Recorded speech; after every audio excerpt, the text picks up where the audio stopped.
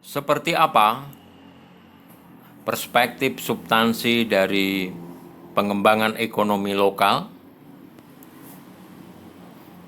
Kawan-kawan sekalian, saya Lendi Wahyu Wibowo akan memaparkan dan menguraikan perspektif substansi dari pengembangan ekonomi lokal. Ada 4 komponen utama di dalam perspektif yang mendukung substansi pengembangan ekonomi lokal ini. Yang pertama adalah ekonomi desa tumbuh merata dari SDGs desa. Kedua, pertumbuhan ekonomi dari bawah atau bottom growth economy. Ketiga, rantai nilai tambah dan multiplier effect. Dan keempat, pendekatan penghidupan berkelanjutan. Keempat komponen utama yang mendukung perspektif substansi PEL ini didukung adanya kelembagaan ekonomi yang kuat.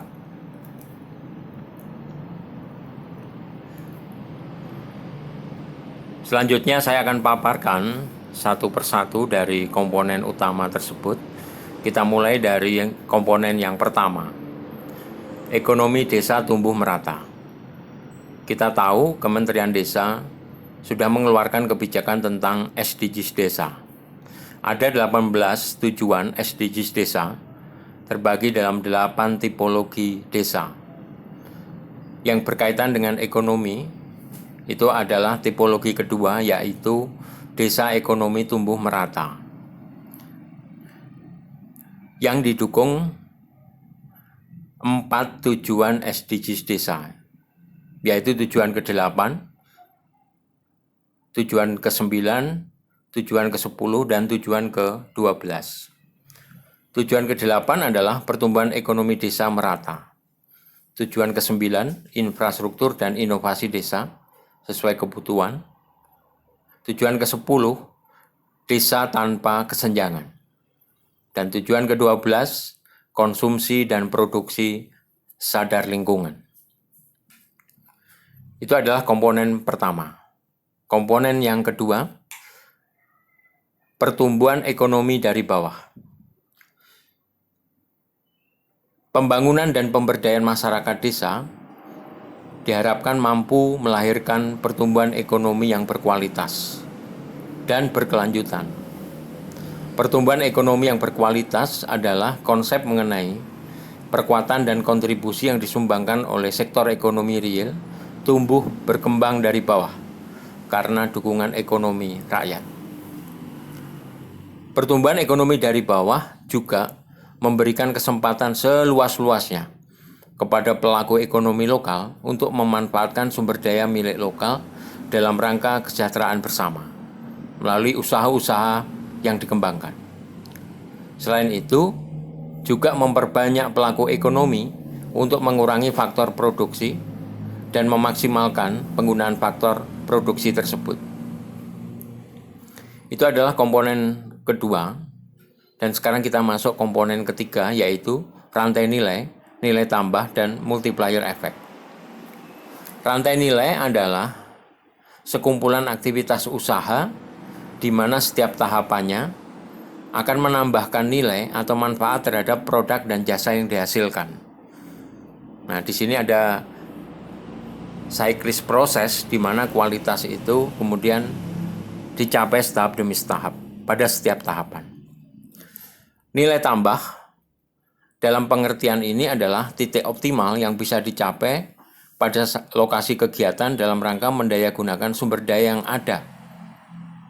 Indeks nilai tambah diperoleh dari biaya transaksi relatif terhadap manfaat dari kegiatan tersebut. Contoh dari nilai tambah adalah penggunaan tenaga kerja lokal, penggunaan bahan material lokal, swadaya tenaga, swadaya bahan material, swadaya uang, sehingga secara keseluruhan berdampak terhadap nilai pengadaan kegiatan tersebut. Nilai tambah juga dapat diperoleh dari penambahan volume kegiatan, kualitas hasil kegiatan, pengelolaan dana secara sehat, serta pengembangan kualitas suatu produk hasil intervensi technical assistance dan input modal. Sedangkan multiplier efek ekonomi adalah indeks berkembangnya kegiatan-kegiatan dan usaha-usaha baru yang diakibatkan dari kegiatan-kegiatan lain sebelumnya. Multiplier efek atau efek pengganda ekonomi penting untuk memastikan bahwa hasil-hasil kegiatan yang dilakukan memacu tumbuhnya kegiatan lain, usaha-usaha lain yang baru di masyarakat desa, sehingga ekonomi desa tumbuh dan berkembang. Kawan-kawan sekalian, sekarang kita akan masuk pada komponen yang keempat dalam perspektif substansi PEL ini, yaitu pendekatan penghidupan berkelanjutan.